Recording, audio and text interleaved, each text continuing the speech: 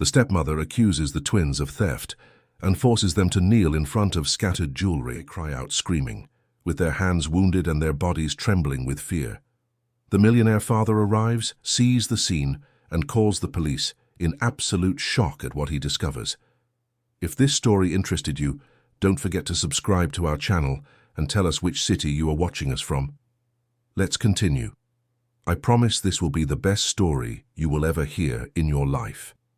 The morning sun filtered through the tall windows of the Hartford mansion, casting golden streaks across the marble floors that 5-year-old twin sisters Emma and Lily had once run across barefoot, their laughter echoing through the halls. But that was before their mother had been taken from them in a sudden accident that left their world shattered. Before their father, Richard Hartford, a real estate magnate whose empire stretched across Connecticut, had remarried in what seemed like desperate haste to fill the void. Richard stood in the grand foyer, his suitcase by his side, adjusting his tie in the ornate mirror. His reflection showed a man worn by grief, trying to rebuild what had crumbled. Beside him stood his new wife, Victoria, her smile warm and reassuring as she placed a gentle hand on his shoulder. Emma and Lily clung to each other near the staircase, their matching blue dresses pristine, their eyes wide with uncertainty. Richard knelt before them, pulling 2 delicate packages from his briefcase. Inside each box lay a beautiful dress, soft pink with white lace trim, the kind of dresses their mother would have chosen. The twins touched the fabric with reverence, their small fingers tracing the embroidery. Richard's voice was thick with emotion as he spoke. "I have to go to California for a month to finalize some important deals, but when I come back we'll celebrate. You'll wear these dresses and we'll have a party just like Mum used to plan." He glanced up at Victoria, who nodded encouragingly. "Victoria will take wonderful care of you. She loves you both very much." Victoria stepped forward, her expression tender. "Of course I will. We'll have so much fun together, won't we, girls? We can bake cookies, read stories, play in the garden." Emma, the slightly more outspoken of the two, whispered, "Will you really come back, Daddy?" Richard pulled both girls into a tight embrace. "I promise, sweetheart. 1 month. That's all. Then I'm home for good." The twins watched from the window as their father's car disappeared down the long driveway, past the manicured lawns and iron gates. The moment the vehicle vanished from sight, they felt a shift in the air behind them. Victoria's warm smile faded like snow under a harsh sun. Her voice, once honeyed, turned cold and sharp. "All right, that's enough standing around. You two, come with me." The twins turned, confused by the sudden change. Victoria's eyes, which had seemed so kind moments before, now held something hard and distant. She led them through the mansion, past the rooms they knew, past the kitchen where the housekeeper, Mrs. Patterson, usually hummed while preparing meals, and out through a side door they rarely used. The path led to the back of the property, where old storage buildings stood half-hidden by overgrown hedges. Victoria stopped before a weathered structure, its paint peeling, its windows clouded with grime. She pushed open the heavy door, revealing a dim interior that smelled of dust and abandonment. "This is where you'll be staying while your father is away," Victoria announced, her tone matter-of-fact. Lily's voice trembled. "But our room is upstairs, not anymore. You're too noisy, too messy, too much trouble. Out here you won't disturb anyone." Inside, the space was barely furnished. A thin mattress lay on the concrete floor, a single threadbare blanket folded at its foot. In the corner sat a plastic bucket filled with water that had a strange, cloudy appearance. A small wooden crate held a few pieces of stale bread. Emma's eyes filled with tears. "But Daddy said you'd take care of us." Victoria's laugh was bitter. "Your father sees what he wants to see. He's so busy mourning his perfect wife, he can't see what's right in front of him. Now here are the rules. You stay out here. You don't come into the main house unless I tell you to. You don't make noise. You don't complain. And if you do exactly as I say, you'll get food and water. Understand?" The twins nodded, too frightened to speak. "Good. I'll be back later with your chores." The door slammed shut, and the sound of a lock clicking into place echoed in the small space. Emma and Lily stood frozen, clutching each other, their new dresses still in their hands. As the hours passed, the reality of their situation began to sink in. The storage building grew cold as the sun set. They had no blankets beyond the single thin one, no heating, no light, except what filtered through the dirty windows. They huddled together on the mattress, wrapping themselves in the blanket and in each other's arms. That night, Victoria returned with a bucket of soapy water and 2 rough scrub brushes. "Your first job. The main hallway needs to be cleaned. On your hands and knees, I want it spotless, but it's nighttime," Emma whispered. "Then you'd better work fast." She marched them into the mansion through the service entrance, careful to avoid any areas where Mrs. Patterson might still be working. The hallway stretched endlessly before them, its marble floor gleaming even in the dim light. Victoria poured the harsh cleaning solution into the bucket, the chemical smell making the girl's eyes water. "Get to work, and don't you dare get any of that water on the walls or furniture. If you do, you'll scrub it all again." The twins knelt on the hard floor, dipping the brushes into the solution. Within minutes, their hands began to sting. The chemicals were too strong, meant for industrial cleaning, not for small children's delicate skin. But they didn't dare complain. They scrubbed in silence, their movements slow and awkward, their arms aching. Hours later, when Victoria finally inspected their work, she ran a finger along the baseboard and held it up. "Still dirty. Do it again." Lily began to cry softly. "Please, we're so tired." Victoria's face hardened. "Your mother never taught you anything useful, did she? She was too busy being perfect, being loved, being everyone's favorite. Well, she's not here now, and you need to learn that. Life isn't about pretty dresses and parties. It's about work. Now scrub." The twins worked until their hands were raw and bleeding, until their knees were bruised from the hard floor, until they could barely keep their eyes open. Only then did Victoria allow them to return to the storage building, where they collapsed onto the mattress, too exhausted even to cry. Days blurred into a nightmarish routine. Each morning, Victoria would unlock the door and assign them tasks: scrubbing floors, washing windows, organizing storage rooms. The work was always too much for children their age, always done with harsh chemicals that burned their skin, always supervised by Victoria's cold, critical gaze.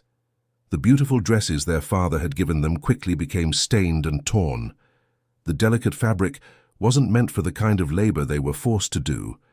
Within a week, the pink had faded to a dingy grey, the lace had unraveled, and the hems were caked with dirt. Their meals consisted of scraps, bread so stale it had to be soaked in the cloudy water to be edible. Occasionally, a bruised apple or a handful of crackers. They ate sitting on the floor of the storage building, listening to the sounds of the main house where they knew Victoria dined on elaborate meals prepared by Mrs. Patterson. One afternoon, Mrs. Patterson, the elderly housekeeper who had worked for the Hartford family for decades, noticed the twins scrubbing the kitchen floor. Her kind face creased with concern. "Girls, what are you doing? Where have you been? I haven't seen you in days." Before they could answer, Victoria appeared in the doorway. "I've been teaching them responsibility, Mrs. Patterson. Richard wanted them to learn to be helpful around the house." Mrs. Patterson frowned. "But they're so young. And their hands, they look hurt." Victoria's smile was tight. "Children need to learn discipline, I'm sure you understand." But Mrs. Patterson didn't understand. Over the next few days, she began to watch more carefully. She noticed the twins' thinness, their fearful glances, the way they flinched when Victoria spoke. She noticed that they no longer slept in their bedroom, that their belongings had disappeared. One evening, she confronted Victoria. "Where are those girls sleeping?" "I checked their room and it's empty." Victoria's expression turned icy. "That's none of your concern." "It is my concern. I've cared for this family for 20 years. Those children's mother was like a daughter to me. Then perhaps you're too emotionally involved to work here anymore." The next morning, Mrs. Patterson arrived to find the police waiting. Victoria stood beside them, her face a mask of regret and disappointment. "Officer, this is the woman I told you about. I've discovered that several valuable items are missing from the house: jewelry, cash, silverware. I believe Mrs. Patterson has been stealing from us." Mrs. Patterson's face went pale. That's not true. I would never—" Victoria produced a bag from behind her back.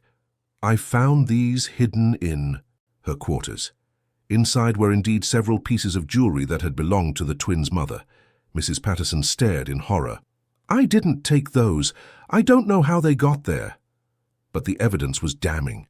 Despite her protests, despite her years of loyal service, Mrs. Patterson was escorted from the property.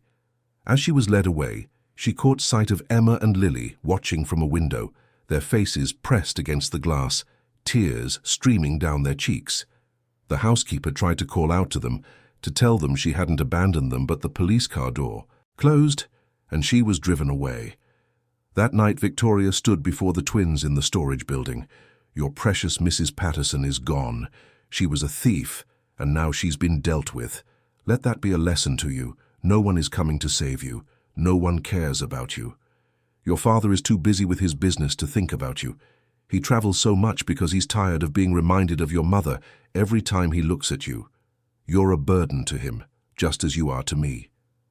Emma, despite her fear, found her. "Voice, that's not true. Daddy loves us." Victoria's laugh was cruel. "Does he? Then why did he leave you with me? Why hasn't he called even once to check on you?" It was true. In the 2 weeks since Richard had left, there had been no phone calls, no video chats, nothing. The twins had assumed he was too busy, but Victoria's words planted seeds of doubt. As the days continued, the psychological manipulation intensified. Victoria would stand over them as they worked, whispering criticisms. "You're so clumsy, so stupid, so ugly. No wonder your father can't stand to be around you." She would compare them constantly to their mother. "Your mother was beautiful, graceful, intelligent. You're nothing like her. Your disappointments." The twins began to internalize these messages. They stopped speaking unless spoken to.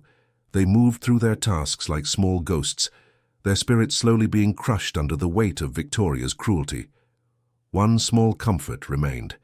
The family dog, a golden retriever named Cooper, had somehow found his way to the storage building. The gentle animal seemed to sense the girls' distress and began spending his nights with them, his warm body providing comfort and protection. Victoria noticed, but seemed unconcerned. Let the dog stay with them. It's fitting, they're all animals anyway. What Victoria didn't know was that Mrs. Patterson, in her final hours at the mansion, had done something extraordinary. Suspecting that something terrible was happening to the twins, she had attached a small camera to Cooper's collar, a device she'd purchased years ago to monitor her own elderly mother. The camera was motion-activated and had significant memory. It was her last desperate attempt to protect the children she'd helped raise. But then, mysteriously, Cooper fell ill. The dog that had been healthy and energetic suddenly couldn't stand, couldn't eat, vomited repeatedly. The twins were devastated, crying over their only friend. Victoria called a veterinarian, but her concern seemed performative. The vet examined Cooper thoroughly and found traces of a toxic substance in his system, though not enough to be fatal. Someone had tried to poison him, but hadn't used a sufficient dose. The vet, suspicious, reported the incident, but without proof of who had done it, nothing could be done. Cooper was treated and slowly recovered, but the camera on his collar had disappeared during his illness. The twins were heartbroken, believing they'd lost their last ally. But Cooper, resilient and loyal, returned to them as soon as he could walk, though now without his collar. As the month neared its end, Victoria grew more anxious.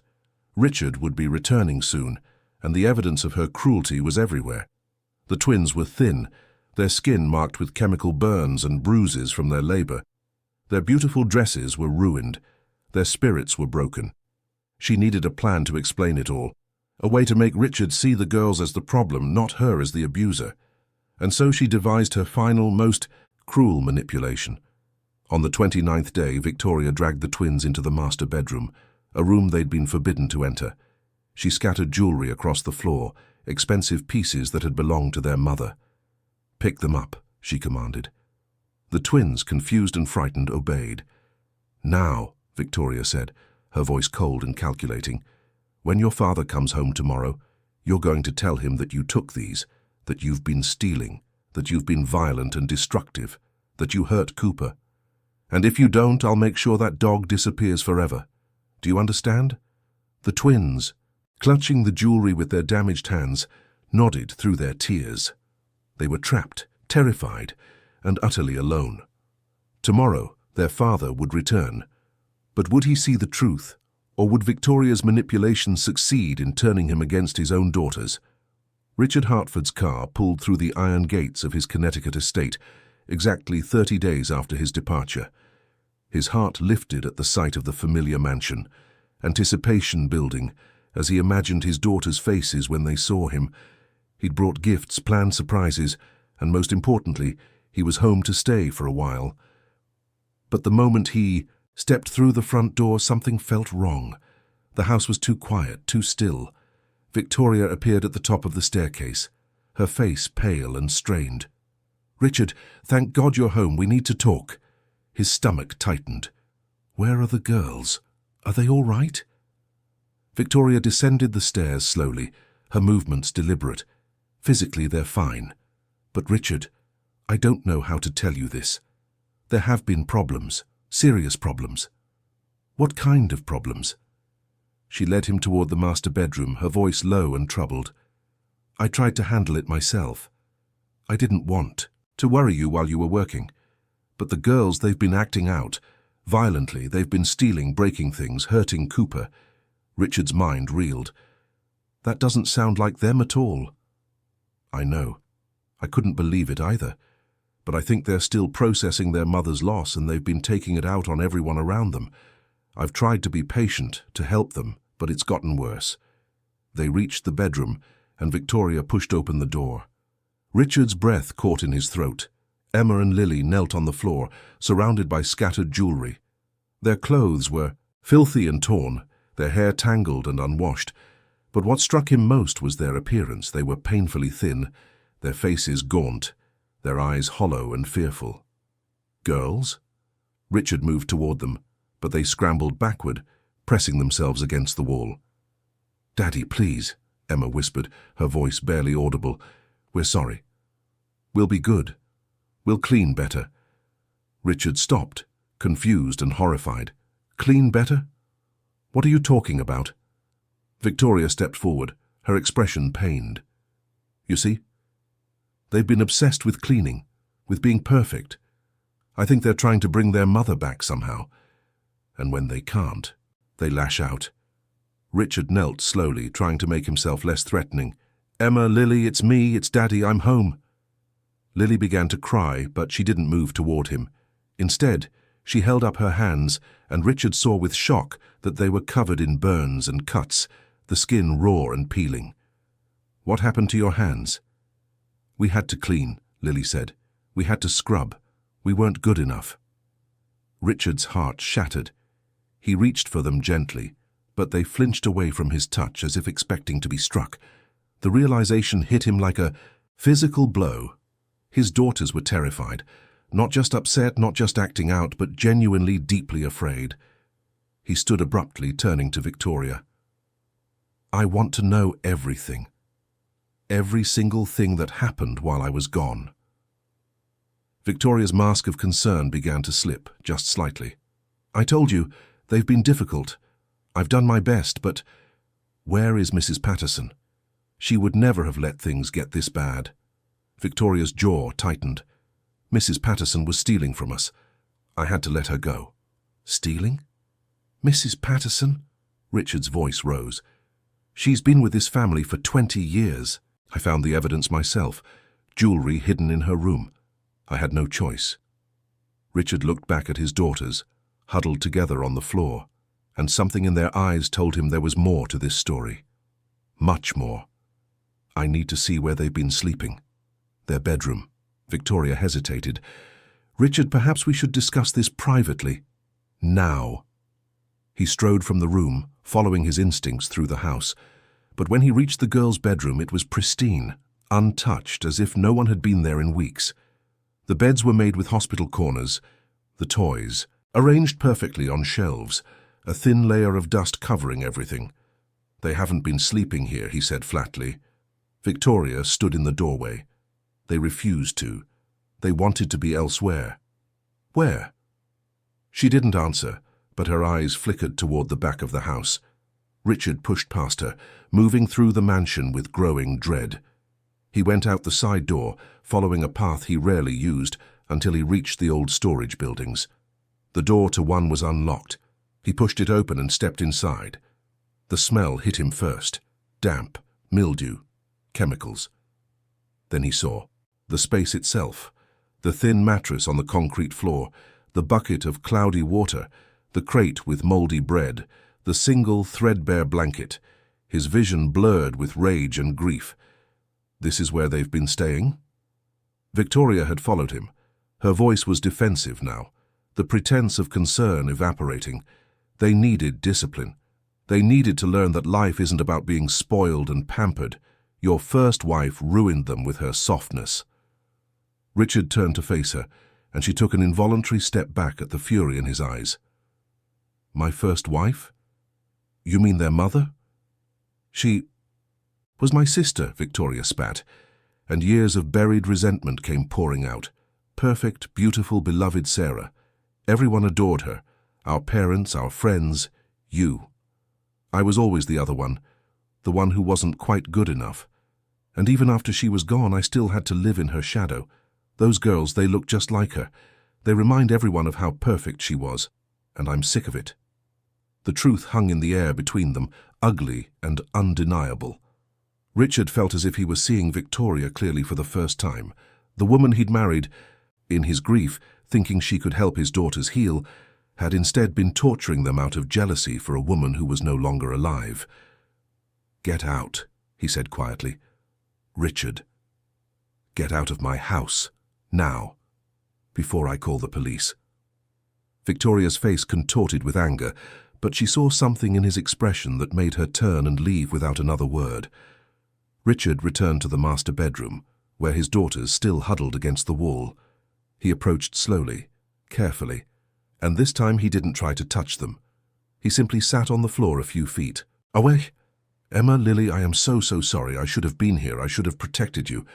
But I'm here now, and I promise you no one is ever going to hurt you again. They stared at him with those hollow, fearful eyes, and he realized that words wouldn't be enough. He needed to show them they were safe. Over the next hour, he moved slowly and deliberately. He ran a warm bath, testing the temperature carefully. He helped them undress, his heart breaking at the sight of bruises on their knees, chemical burns on their arms, the evidence of weeks of abuse written on their small bodies. He bathed them gently, washing away the dirt and grime, careful not to hurt their damaged skin. He wrapped them in soft towels and carried them to his own bedroom, the largest and warmest in the house. He dressed them in clean pajamas, soft and comfortable, nothing like the ruined dresses they'd been wearing. He tried to feed them, but they could barely eat. Their stomachs had shrunk, and they seemed afraid of taking too much, as if they'd be punished for it. That night Richard didn't sleep. He sat in a chair beside the bed where his daughters finally rested, watching over them, making sure they knew he was there. But the next morning brought a new nightmare. Victoria returned, not alone, but with a lawyer and 2 child protective services workers. Mr. Hartford, the lead worker, said, her expression professional but concerned, "We've received a report that your children are being neglected and that you may be emotionally unstable." Richard stared in disbelief. That's absurd. Look at them. Look at what she did to them. But Victoria had prepared well. She presented documents, a report from a school psychologist who'd evaluated the girls weeks ago, describing them as emotionally disturbed, prone to self-harm, and exhibiting signs of severe trauma that predated Victoria's arrival. The psychologist, who'd been manipulated by Victoria's false concerns, had unknowingly provided ammunition for this moment. She showed photographs of the master bedroom, with the jewelry scattered on the floor, claiming the girls had been stealing and destroying property. She described Richard as an absent father, too consumed by work and grief to properly care for his children. The CPS workers looked at Richard with growing suspicion. "Mr. Hartford, we need to conduct a full investigation. In the meantime, we may need to place the children in temporary care." "No," Richard said firmly. "Absolutely not. They stay with me." But over the following days, the situation deteriorated. Victoria's lawyer was skilled, Her story was consistent, and she presented herself as a concerned stepmother, trying to protect children from a neglectful father. In supervised visitation sessions, Victoria would sit across from the twins, and they would freeze, unable to speak, unable to move. When asked if Victoria had hurt them, they would shake their heads, too terrified to tell the truth. Once, Emma even whispered that she missed Victoria, a statement that devastated Richard until he realized it was a survival response, the girls saying what they thought they needed to say to stay safe. Richard felt himself drowning in bureaucracy and manipulation. He hired his own lawyers, demanded investigations, but everything moved so slowly, and his daughters were suffering more with each passing day. Then, one afternoon, Cooper appeared in the living room, carrying something in his mouth. It was his old collar, the one that had disappeared when he'd been ill. Richard took it absently, then noticed something attached to it. A small device, no bigger than a button. His hands trembled as he examined it. A camera. Someone had put a camera on Cooper's collar. He found a computer, connected the device, and began to watch the footage. What he saw made him physically ill. Hours of video showing Emma and Lily being forced to scrub floors with harsh chemicals, their small hands bleeding. Victoria standing over them, her voice cold and cruel as she berated them, called them worthless, told them their father didn't love them. The twins eating scraps on the floor beside Cooper's food bowl, the storage building where they slept, cold and dark and inhumane. And then, a clip that made Richard's blood run cold. Victoria, pouring something into Cooper's water bowl, looking around to make sure no one was watching. She'd tried to poison the dog, likely because she'd discovered the camera. Richard copied the footage immediately, making multiple backups. Then he called his lawyer, called the police, called CPS. The investigation shifted overnight. Faced with undeniable video evidence, Victoria's carefully constructed lies crumbled. The lawyer who'd been so confident suddenly had nothing to say. The psychologist who'd written the report was horrified to learn how her assessment had been manipulated. But Richard needed one more piece of evidence. He returned to the storage building, searching carefully, and found it tucked between the mattress and the wall. A small notebook, its pages filled with childish handwriting and drawings. Emma and Lily's diary, page after page of their suffering, written in simple words and heartbreaking pictures. Drawings of themselves scrubbing floors, of Victoria's angry face, of Cooper keeping them warm. Words like hungry and cold and scared and want daddy. The final entry, written the day before Richard returned, simply said, "We will say sorry for the jewelry. We'll be good. Please don't take Cooper away." At the custody hearing, the judge reviewed the evidence. The video footage played in the courtroom, and several people had to leave, unable to watch. The diary was entered as evidence, its innocent pages a devastating testimony. Victoria's face remained impassive until the judge announced the verdict. Full custody to Richard Hartford, permanent restraining order against Victoria, criminal charges to be filed for child abuse, animal cruelty and attempted fraud. As she was led away, Victoria's composure finally broke. She screamed that it wasn't fair, that Sarah had always gotten everything, that she deserved happiness too. But her words only confirmed what everyone now knew. Her cruelty had never been about discipline or the children's behavior. It had been about a lifetime of jealousy and bitterness taken out on two innocent little girls. Richard took his daughters home, but home was no longer the mansion filled with painful memories. He bought a smaller house by the coast, a place with no history, no ghosts, a place where they could start fresh. The healing was slow. Emma and Lily still flinched at loud noises, still had nightmares, still struggled to believe they were truly safe. Richard hired a trauma specialist who worked with children, a kind woman named Dr. Chen who used play therapy and patience to help the girls process what had happened. Months passed. Richard cut back on work dramatically, choosing to be present rather than successful. He learned to read his daughter's signals, to understand that healing wasn't linear, that some days would be harder than others.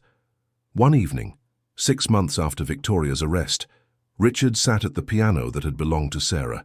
He hadn't played since her passing, couldn't bear to touch the keys. But tonight, something compelled him to try. He began to play Sarah's favorite piece, a gentle melody she'd often played for the girls when they were babies. His fingers were rusty, the notes imperfect, but the music filled the house. He heard soft footsteps behind him. Emma and Lily emerged from their room, drawn by the familiar sound. They approached slowly, cautiously, and then Emma reached out and pressed a single key. Lily did the same. Richard's vision blurred with tears. He opened his arms, and for the first time since his return, his daughters came to him willingly, climbing into his lap, pressing their faces against his chest. "I'm sorry," Emma whispered. "We should have told you." "No, sweetheart, I'm sorry. I should have seen, I should have known, but I'm here now, and I will always protect you. Always." Lily's small voice was muffled against his shirt. "Promise, I promise, with everything I am." They sat together at the piano and Richard continued to play, the girls safe in his arms. Cooper lay at their feet, his tail wagging gently. Outside, the ocean waves crashed against the shore, a constant soothing rhythm. The beautiful dresses Richard had given them before his trip were long gone, destroyed beyond repair. But it didn't matter. He'd bought new dresses, simple and comfortable, in colors the girls had chosen themselves. Emma had picked blue. Lily had picked yellow. They wore them now, along with their favorite sneakers, ready to run and play and be children again. The road ahead would be long. There would be therapy sessions, difficult conversations, moments of regression and fear. But there would also be laughter and healing, and the slow rebuilding of trust. Richard had learned the hardest lesson of his life. That success meant nothing if he wasn't there for the people who mattered most. That love required presence, attention, and vigilance, that he could never take for granted the safety and happiness of his children. As the sun set over the water, painting the sky in shades of orange and pink, Richard made a silent vow. He would spend the rest of his life making sure Emma and Lily knew they were loved, valued, and safe. He would be the father they deserved, the father he should have been all along. And though the scars of their trauma would take years to fade, in this moment with his daughters, in his arms and music filling their new home, Richard Hartford finally understood what truly mattered. Not wealth, not status, not the approval of others. Just this: his family, together, safe, and beginning to heal.